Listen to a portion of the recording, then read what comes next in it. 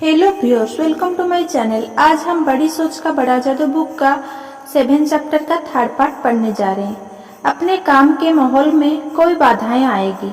हर समूह में ऐसे लोग होंगे जिन्हें अपनी अयोग्यता का एहसास होगा और वे आपकी राह में बाधा बनकर खड़े हो जाएंगे और आपको प्रगति नहीं करने देंगे।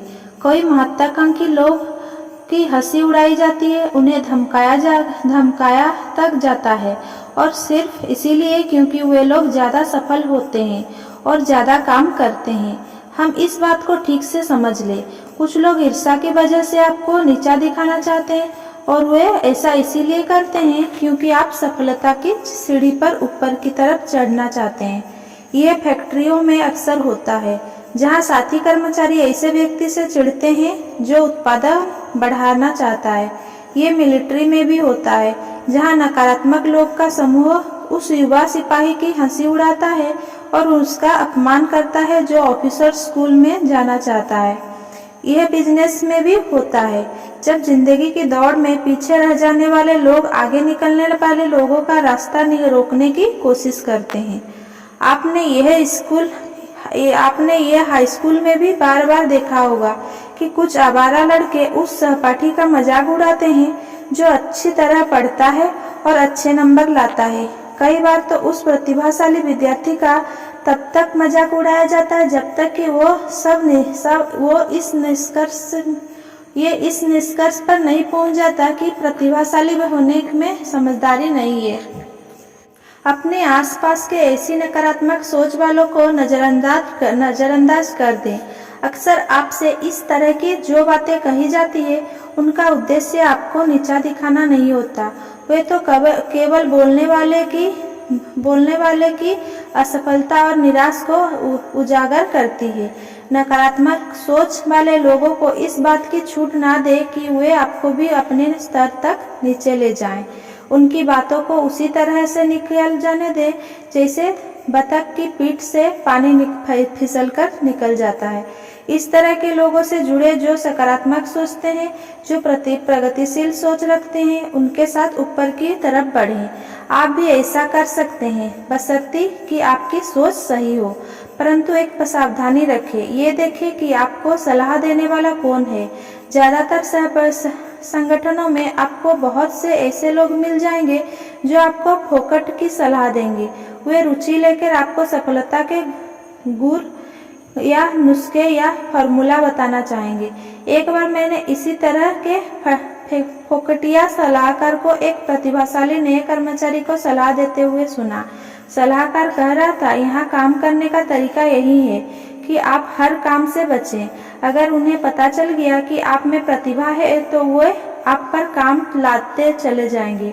खास तौर पर मिस्टर जेड, डिपार्टमेंट के मैनेजर, से जितना बने दूर रहना। अगर उन्हें पता चल गया कि आपके पास कम काम है तो वे आपको गले तक काम में डुबो देंगे। ये फोकटिया सलाहकार 30 साल से उस कंपनी में काम कर रहा है और उसे आज तक प्रमोशन नहीं मिल पाया। उस व्यक्ति के लिए वो कितना अच्छा सलाहकार हो सकता है जो अभी नया काम शुरू कर रहा है और बिजनेस में ऊपर की तरफ प्रगति करना चाहता है। जो जानते हैं उन्हीं से सलाह लेने का नियम बनाएं। बहुत से लोग ये सोचते हैं कि सफल लोगों से मिलना आसान नहीं होता। ये बात गलत है। सच तो ये है कि इनसे मिलना मुश्किल नहीं होता। देखने में यह आता है कि जो व्यक्ति जितना ज्यादा सफल होगा वो उतना ही विनम्र होता है और दूसरों की मदद करने के लिए तैयार रहता है। चूंकि ऐसे लोग अपने काम और सफलता में सचमुच रुचि लेते हैं, इसीलिए वे यह देखना चाहते हैं कि हर काम सफलतापूर्वक हो और जब वो रिटायर हो तो उनका उत्तराधिकारी इतना काबिल हो कि वो हर काम सफलतापूर्वक कर सके।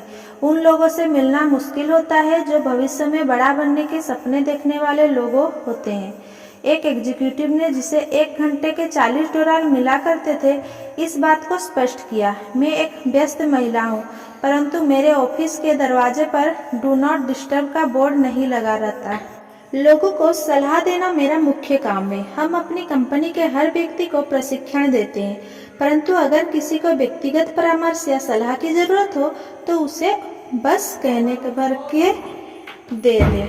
मैं अपने यहाँ आने वाले की हर समस्या सुनने के लिए तैयार हूँ, चाहे वो समस्या कंपनी से संबंधित हो या व्यक्तिगत। वो व्यक्ति जो अपनी नौकरी के बारे में ज़्यादा जानना चाहता है और काम करने के ज़्यादा अच्छे तरीके सीखना चाहता है, उसकी मदद करना मुझे सबसे अच्छा लगता है। परंतु उसका कहना था, मुझे ऐसे फालतू लोगों को सलाह देने में समय बर्बाद करना पसंद नहीं, जो गंभीरता से सलाह नहीं ले रहे हो। जब आपके पास सवाल हो तो फर्स्ट क्लास बने। असफल व्यक्ति से सलाह लेना उसी तरह की बात है जैसे